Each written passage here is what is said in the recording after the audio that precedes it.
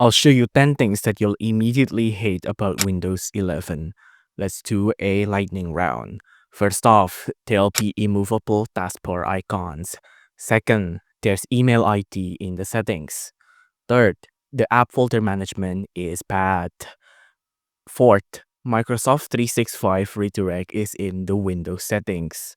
Fifth, Microsoft still can't figure out context menus. Six, the new start menu. Some people really do not like this, and I could see why. Seventh, the lack of local accounts.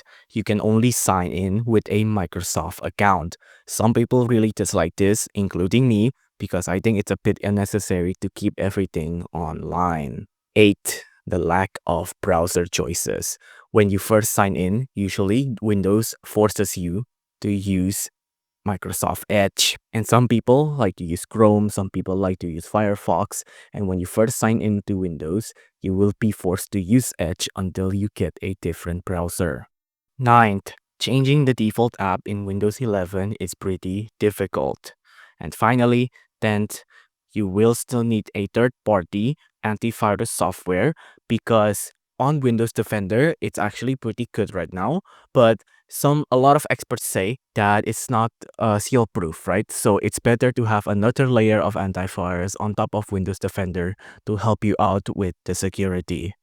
If you enjoyed this video, please do consider liking and subscribing.